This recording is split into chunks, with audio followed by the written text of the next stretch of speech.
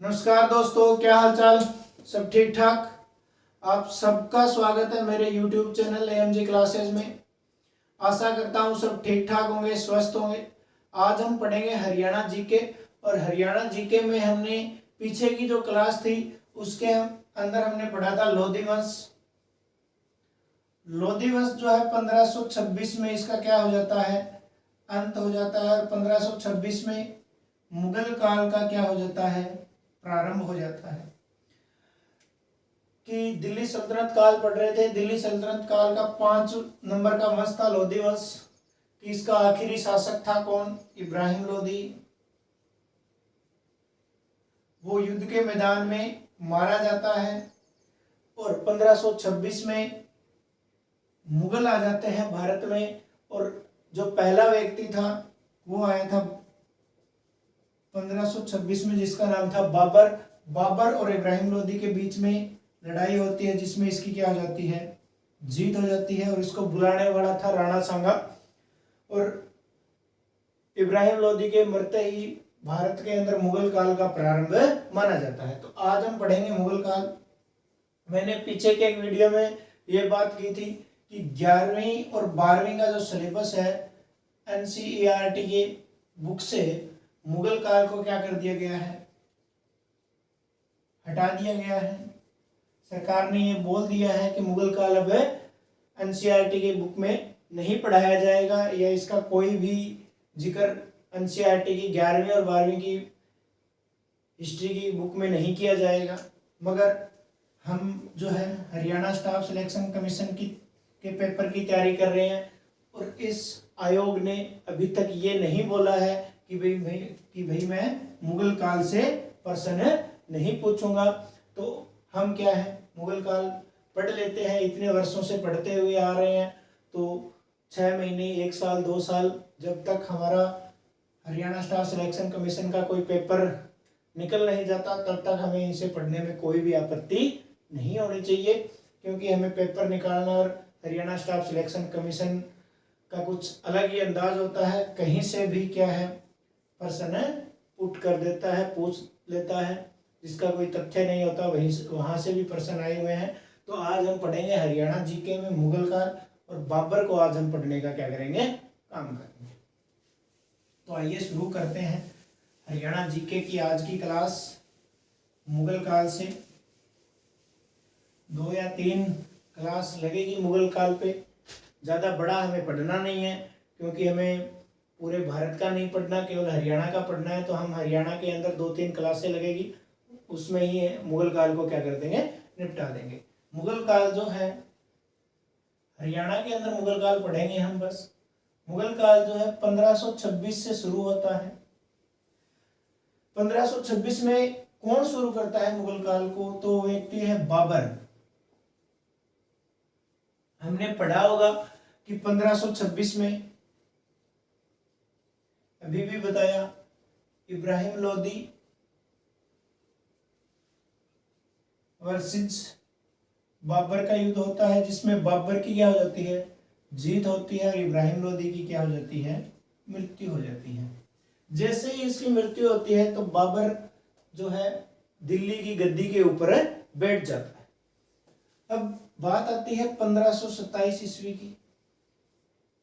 हमें केवल हरियाणा के अंदर जितना मुगल काल में युद्ध हुआ, या कोई लड़ाई हुई, या कोई कार्य हुआ, उसको ही पढ़ना है। देखो 1527 ईस्वी में खानवा का युद्ध होता है। 1527 ईस्वी में खानवा का युद्ध होता है। खानवा का युद्ध होता किसके साथ है, तो एक तरफ था राणा सांगा और दूसरी तरफ था बाबर। अब देखो, इब्राहिम लोधी के खिलाफ युद्ध करने के लिए बाबर को राणा सांगा ही बुलाता है। राणा सांगा के मन में क्या विचार था कि बाबर आएगा, इब्राहिम लोधी को हरा देगा, मार देगा, यहाँ से लूटपाट करके वापस चला जाएगा।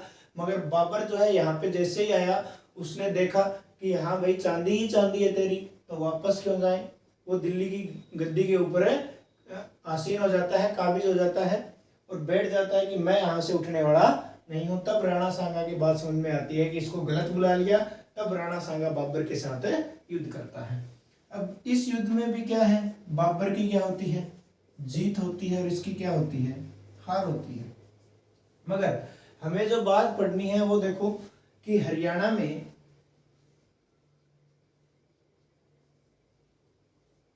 तीन स्वतंत्र रियासतें थी। हरियाणा के अंदर तीन स्वतंत्र रियासतें थी। वो ये बात नहीं मानती थी कि बाबर का अगर दिल्ली में शासन है तो ये तीनों रियासतें बोलती थी उसका शासन दिल्ली में होगा, हम अपने क्षेत्र के अंदर किसी का शासन कबूल नहीं करेंगे, यहाँ के राजा हमें खुद हैं, यहाँ के शासक हमें खुद हैं। तो कौन कौन सी थी तीन रियासतें? एक रियासत का नाम है तावड़ू रियासत, और यहां से प्रश्न पूछा ही पूछा जाता है, तो इसको साफ कर लेते हैं, ऊपर से समझते हैं।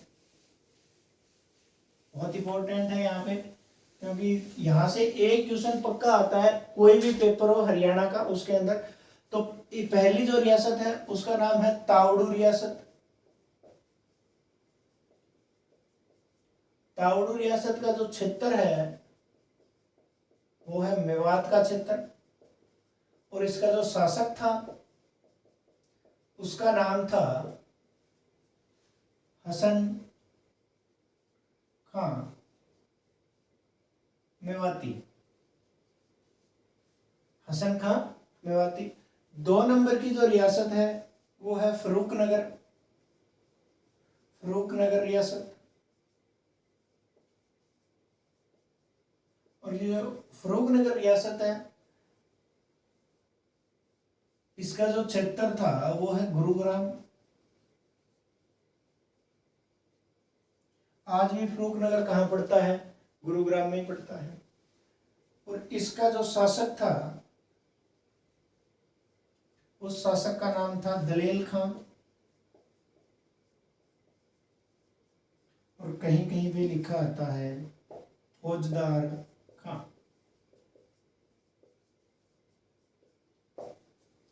फौजदार खां या दलेल खां।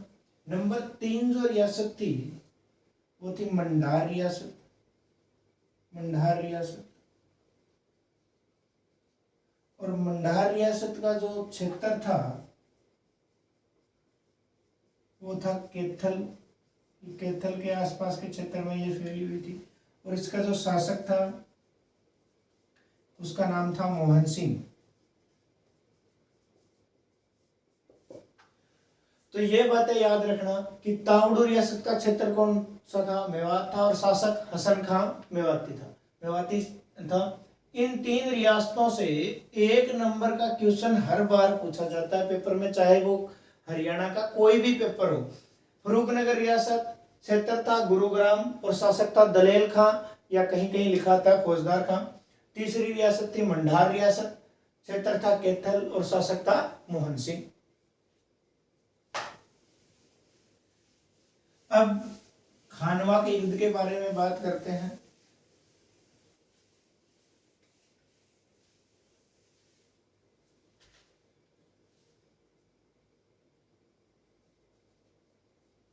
खानवा के युद्ध में राणा सांगा का जो साथ देता है, राणा सांगा का साथ तावड़ू व फरूखनगर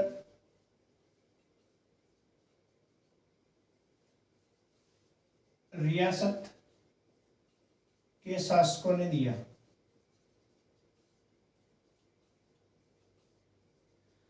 कि जब 1527 में खानवा का युद्ध होता है तो राणा सांगा और बाबर लड़ रहे होते, तो राणा सांगा का जो साथ है युद्ध के अंदर वो तावड़ू रियासत के राजा शासक और फरूखनगर रियासत के शासक देते हैं। कि कौन कौन देता है? एक व्यक्ति का नाम था हसन खां मेवाती, और दूसरा था दलेल खां या फिर फौजदार खां। कि दोनों जो है राणा सांगा का साथ देते हैं, मगर खानवा के युद्ध में बहुत इंपॉर्टेंट क्वेश्चन है, कम से कम 20 बार पूछा जा चुका होगा। खानवा के युद्ध में कौन सी स्वतंत्र रियासत का शासक मारा गया? ये प्रश्न बहुत बार पूछा जाता है, इसको घुमा घुमा के पूछ लिया जाता है कि खानवा के युद्ध में बाबर के हाथों कौन सा शासक मारा गया। तो देखो, ये खानवा का युद्ध हुआ था, इसके अंदर जो तावड़ू रियासत का राजा था, तावड़ू रियासत का शासक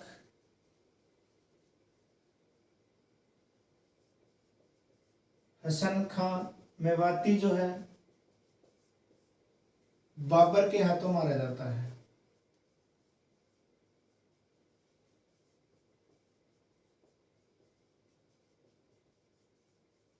बाबर के हाथों कौन मारा गया था? तो हसन खां मेवाती मारा गया था। और ये बहुत इंपॉर्टेंट क्वेश्चन है, कम से कम 10 से 20 बार हरियाणा स्टाफ सिलेक्शन कमीशन ने पूछ लिया होगा इसको, तो याद रखिए।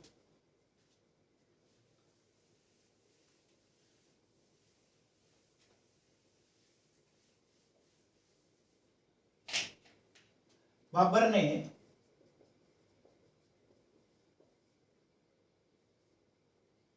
तीनों स्वतंत्र रियासतों का अंत कर दिया।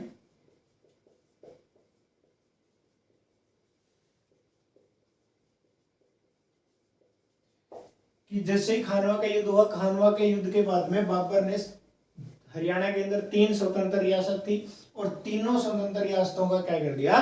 अंत कर दिया। उसके बाद में हुमायूं जो है, हुमायूं बाबर का पुत्र था और हुमायूं जो है हिसार पर आक्रमण करता है।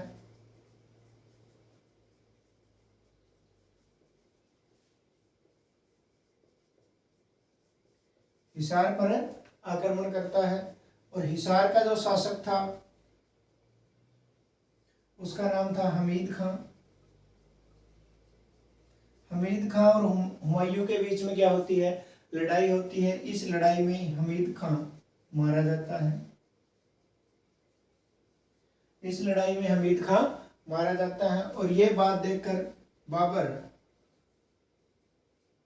हुमायूं को हिसार की जागीर सौंप देता है।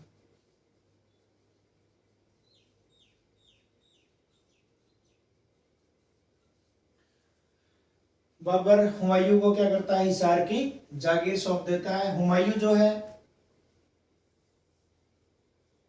मुगल काल का सबसे कमजोर शासक,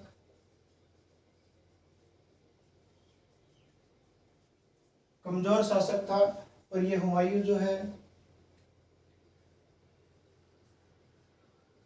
दिल्ली की गद्दी पर 2 बार बैठा था। कि दिल्ली की गद्दी पर 2 बार बैठने वाला अगर कोई शासक था तो वो कौन था? हुमायूं था। क्योंकि एक बार शेरशाह सूरी ने इसे भगा दिया था, भारत छोड़ने पे मजबूर कर दिया था। उसके बाद में ये जैसे ही 1555 के अंदर वापस आता है और 1555 में दिल्ली की गद्दी के ऊपर बैठता है, 1555 से 56 तक। उसके बाद में अकबर आता है। अब देखो, अब हुमायूं का हरियाणा के अंदर ज्यादा जिक्र मिलता नहीं है। इतना ही जिक्र मिलता है कि उसने हिसार के ऊपर आक्रमण किया था।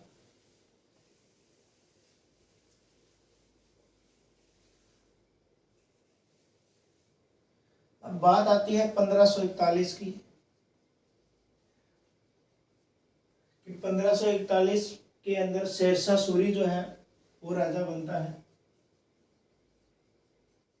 शेरशाह सूरी शासक बनता है। अब इससे पहले मैं ये बता देता हूँ, 1530 में बाबर की मृत्यु होती है, उसके बाद में हुमायूं शासक बनता है, और 1541 में शेरशाह सूरी शासक बनता है। क्योंकि ये हुमायूं जो है ये भाग जाता है, इसको भगा दिया जाता है शेरशाह सूरी के बीच में। शेरशाह सूरी और हुमायूं के बीच में युद्ध होता है, और हुमायूं जो है भागने पे मजबूर हो जाता है, अपनी जान बचा करके भाग जाता है, भारत छोड़ने पे मजबूर कर देता है। कौन? शेरशाह सूरी। अब देखो 1541 में शेरशाह सूरी शासक बन जाता है। शेरशाह सूरी का बचपन का जो नाम था वो था फरीद खां। ये एक शेर को मार देता है, तब इसको ये उपाधि मिलती है शेरशाह सूरी। और इसका जो शेरशाह सूरी का जो संबंध है हरियाणा के जिले से, हरियाणा के, ऐसा प्रश्न पूछा जाता है शेरशाह सूरी का हरियाणा के कौन से जिले से संबंध है, तो इसका संबंध है हिसार से। और इसका जो जन्म है, जन्म हुआ था इसका नारनौल में।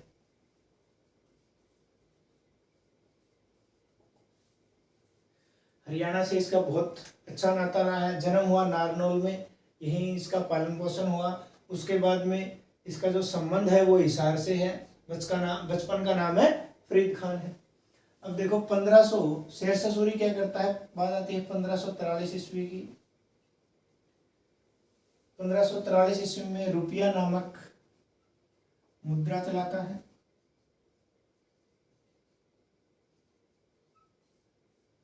इसने 1543 ईस्वी में रुपया नामक मुद्रा चलवाई। और हरियाणा में ये प्रश्न भी बहुत बार पूछा जाता है, हरियाणा में 88 कोस मीनार का निर्माण करवाया।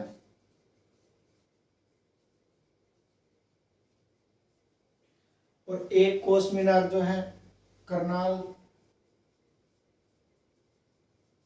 पानीपत मार्ग पर स्थित, मार्ग पर कोहड़ में स्थित है।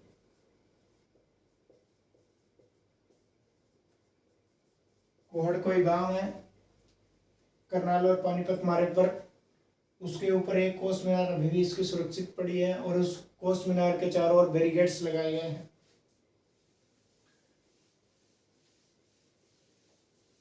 शेरशाह सूरी ने NH1 national highway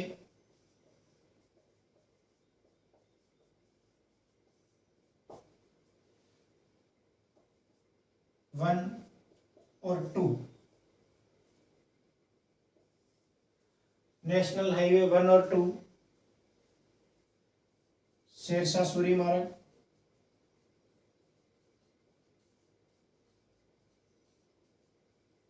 GT road की स्थापना की। इसने क्या किया था कि नेशनल हाईवे 1 और 2 शेरशाह सूरी मार्ग के नाम से इसने क्या की थी, इसकी स्थापना की थी। अब इतना ही शेरशाह सूरी के बारे में हरियाणा के अंदर जानकारी मिलती है। इसका इतना ही बातें हरियाणा में प्रचलित थी जो हमने पढ़ ली। अब बात आती है 1555 की। 1555 में दोबारा जो है हुमायूं गद्दी पे बैठता है। कब तक रहता है? 56 तक रहता है। और 56 के बाद में क्या हो जाता है, अकबर शासन शुरू करता है। तो आज हमने हरियाणा जीके के अंदर बाबर और शेरशाह सूरी और हुमायूं को पढ़ा। आगे की जो वीडियो आएगी उसमें हम पढ़ेंगे अकबर को, अकबर और जहांगीर को पढ़ने का हम काम करेंगे। तो आज के लिए इतना ही। धन्यवाद। वीडियो अच्छी लगे तो लाइक कीजिए, चैनल को सब्सक्राइब कीजिए।